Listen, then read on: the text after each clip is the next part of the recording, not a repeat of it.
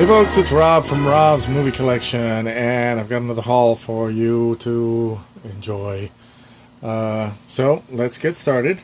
I'm going to start off, as I usually do, with stuff from Book Off, the place where I go to that sells used books and CDs and DVDs and Blu-rays and toys and stuff in very good condition. So let's start off with that. Got The Beast from 20,000 Fathoms. Now, I recently did a video where I talked about my top 20 Ray Harryhausen movies, and as I was doing that, I was realizing that I'm missing a lot of the good ones here, or just don't have the complete set yet, so I've been trying to track down as many as I can, and this is one of them. The great thing I like about Book Off is that they really care about the quality of their used products. While I was there, some guy was trying to sell them some discs, and they rejected a couple of them because they had one little scratch on them. And that's great because I always check it out and make sure that it's in good condition. So, and got some monstrous extras. This is the 50th anniversary documentaries here and that sort of thing. So it's pretty good, not bad. I like it. So a good one for my collection. Next up, Schoolhouse Rock for only $2.50. Those of you who are children of the 70s like I am, you remember what it was like when you only had like 10 channels, if that. And every Saturday morning you'd get up and you'd watch cartoons and Super Friends and Scooby-Doo and all those. And in between the shows and the commercials, they would show Schoolhouse Rock. And this is how I learned to count 5, 10, 15, 20, 25, 30, 35, 40. This is how I learned a lot of different things. I learned how a bill became a law. I mean, you know, these are classic cartoons, and those of us who grew up during that time, we've got these little songs burned in our brain. So it was nice to come across that and get that from my collection. Here's another good reason to go to these used places. The Jay Mansfield Story. Now, I don't know how many of you remember this, but I specifically hit the camera. I specifically remember this TV movie. Did it again? What's the matter with me? Let's just do that. Yeah, won't you guys enjoy it a lot better if I just do this all the time? We actually did have a minor quake this morning here in Southern California, so I guess that goes with it. Anyway, getting back to this. I remember seeing this TV movie when I was younger. It starred Lonnie Anderson, who was hot off of WKRP in Cincinnati, and Arnold Schwarzenegger before he really hit it big as her husband, Mickey Hardacre, I believe his name is. These are Mariska Hargitay's parents. And this is a story of, you know, her life and how they met and ultimately her tragic end. But I remember seeing this TV movie, and I enjoyed it a lot, so it was a kick to come across it. Just one of those random things you come across, and you haven't really thought about it until you come across it. Here's a documentary directed by John Ford. This is, of course, about the director John Ford, and it's made by I think by Peter Bogdanovich. Yeah, directed and written by Peter Bogdanovich. He's made a lot of documentaries on filmmakers and such, and it's got interviews with a lot of people that worked with him, and John Ford's a very interesting character. He, you know, of course, made a lot of the great movies, especially great westerns, and he's one of those directors that there's a lot of famous directors that just have, you know, let's be honest, reputation as being dicks, and he's one of them. Big dick. So it's so strange. You have successful directors, and some of them are assholes, like, you know, Ford seemed to be, or Michael Bay, and others seem to be, you know, just not assholes, like Spielberg and such. So, but anyway, yeah, I'm looking forward to seeing it. I've never actually seen it, but I like John Ford's movies. So, Fantasia 2000 unopened. This one doesn't still has the plastic.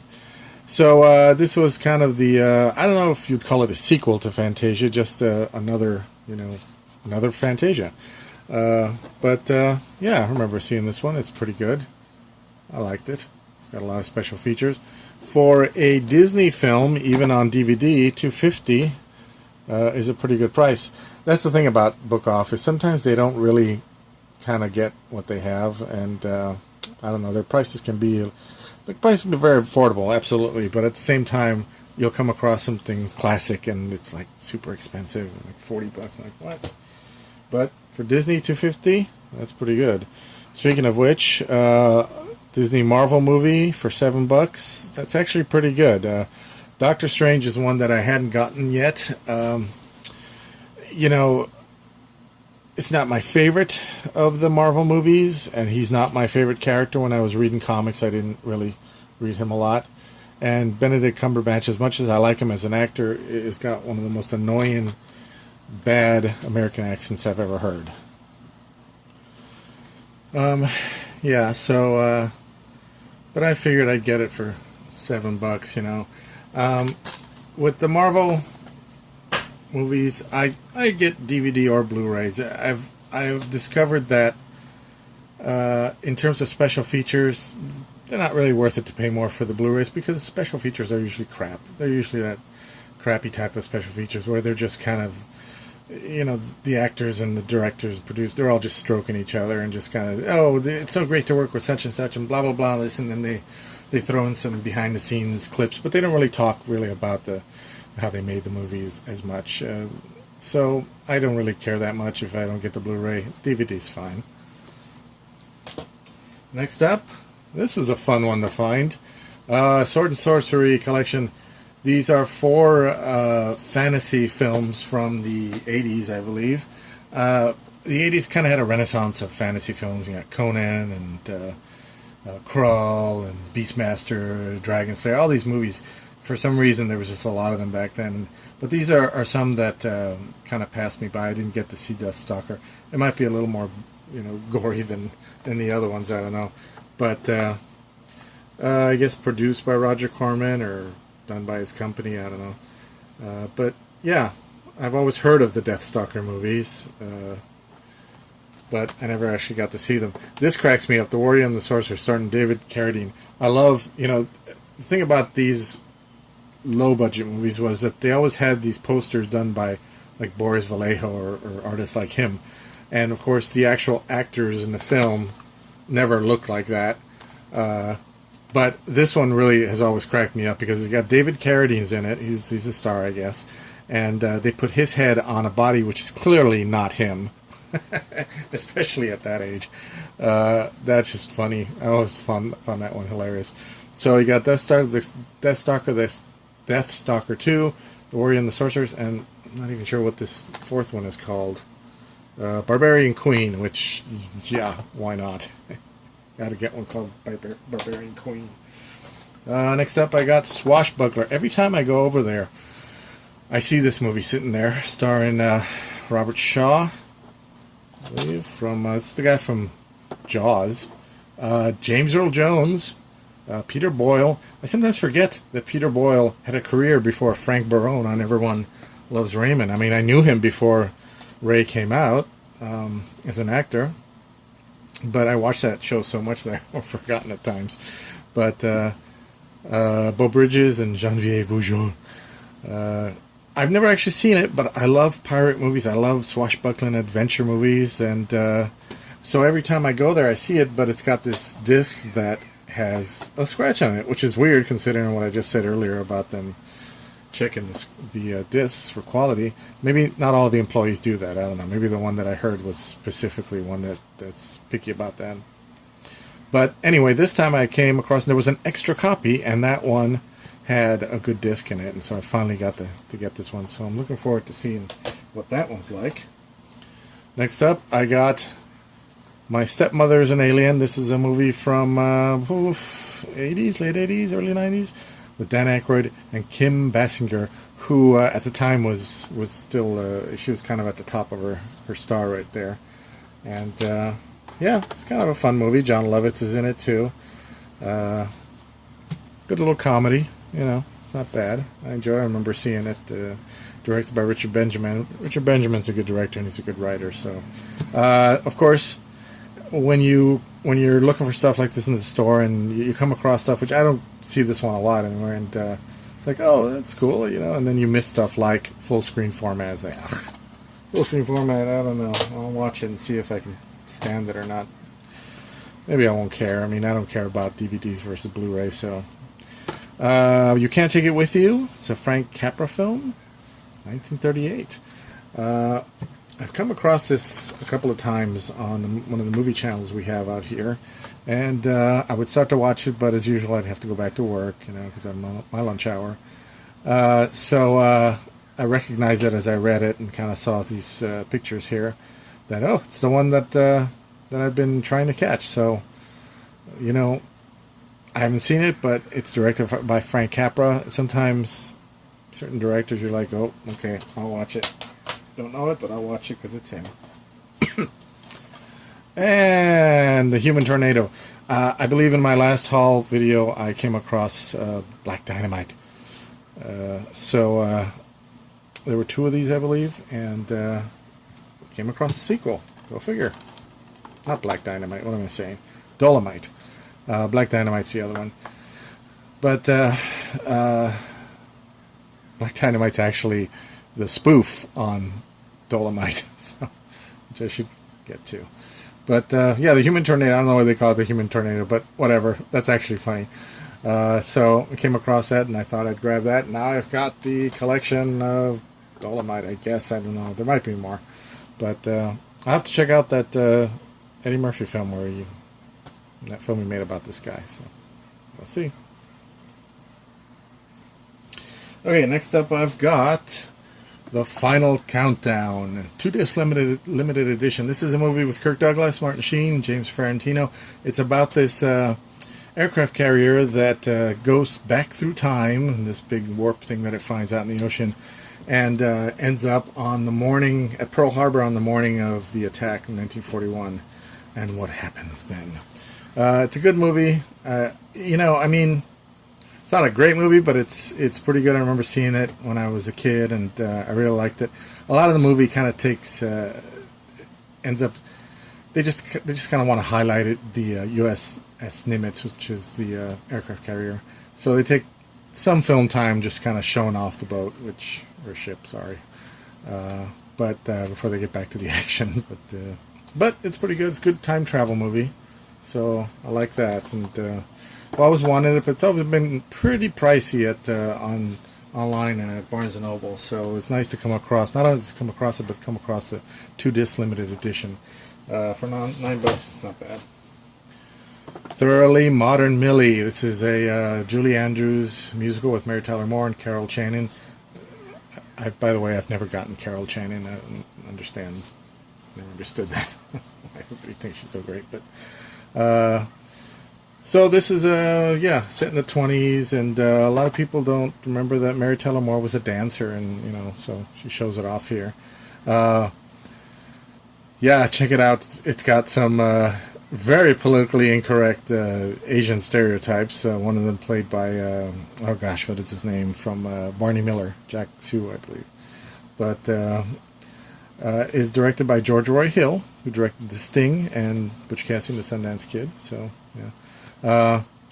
And by the way, those Asian stereotypes are not nearly as bad as Mickey Rooney is in Breakfast at Tiffany. So, but good movie though, a lot of fun. And came across Wreck-It Ralph for $5. A Disney movie for $5. It's not bad. On DVD, like I say, I don't mind DVD. I probably won't pick up the sequel because from what I've seen in the clips and commercials and stuff, it seems to get a little agenda-driven with the whole, you know. Whoops. Anyway. Let's move on. Let's move on. Citizen Kane, 2-disc special edition. I think this one was $5. Citizen Kane, you know, this movie and Orson Welles are just. First time I saw it, I was young, so I didn't care for it. Too dramatic. Plus, I was in the thrall of Star Wars, and all. It was just all Star Wars back then. But as I get older, I begin to understand it a little better, and I begin to enjoy it better enough that I wanted to have it in my collection and watch it again. So a lot of people say it's the greatest film of all time. I don't necessarily agree with that, but of course, it is a good film. It's, Citizen Kane. 2-hour tornado of a documentary. I love that. Of course, into documentaries. So, yeah, pretty good. I got that. And, how you doing, bud? Doing okay? All right, let's move on. The Colossus of Rhodes. Yeah, the Colossus of Rhodes. Never actually seen the Colossus of Rhodes. I've heard of it, of course. But directed by Sergio Leone. I think, according to the back here, that this is one of his first films, or maybe even his first. Filmmakers often begin their directing careers with works of limited scale. Sergio Leone began with the Colossus. So, yeah. I love the Italian sword and sandal movies. They're just great. So I don't even care what it's about, or I think I may actually have to make like a separate section in my collection for these sort of films, to start collecting them more. Because and talk about poster work. I should do a video on just posters and how they've changed. Because look at this. This is an effort here.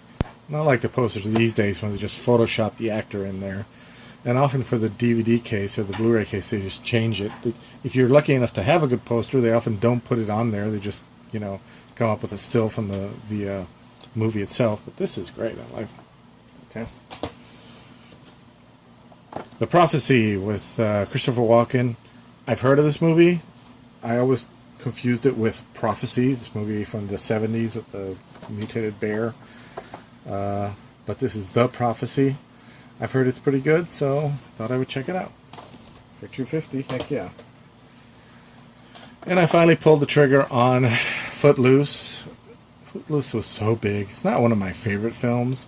I remember it came out, it feels like around the same time as Flashdance. I don't know. Or maybe it's just because they were close enough that they were just showing them as double features for a long time. Like I say, not one of my favorite films, but for $5 and completely sealed, special collector's edition, I thought, all right. It was a great album, that's for sure. Damn, that album was huge. Always on the charts. Next up, I got Moulin Rouge. This is a John Huston film for $2.50. That's not too bad. Starring Jose Ferrer as Toulouse-Lautrec. Yeah. I haven't seen it, but hey, sounds good. About an artist, so of course I like movies about an artist. Yeah. And next up I got Mr. Baseball. Now, young folks, you may not recognize him. This is Tom Selleck, and you may not recognize him because he has kind of a smile there. Yeah. Those of you who are very young probably only know Mr. Selleck from Blue Bloods, where he's been scowling and looking very serious for 10 freaking years. He used to smile. Yeah. Watch a show called Magnum P.I. and you'll see. Mr. Baseball was a funny movie about this guy who American baseball player who ends up in Japan and has to adapt to the Japanese way of playing baseball and culture clash and all that stuff. That's a pretty good film, not bad. I liked it. And he smiles. And finally, from Book Off, I've got Red Dwarf. I'm adding to my Red Dwarf collection. Of course, I've got all of these on VHS and cassette, but I'm slowly getting them on DVD. Series 4 and Series 1, which I hadn't gotten yet. Oop, there you go. $5 and $7. I don't know why, the $2 difference, but yeah. I like these. This is one of my favorite, if not my favorite, British sitcom. It's perfect because it's comedy and science fiction, probably my two favorite genres. So, pretty good.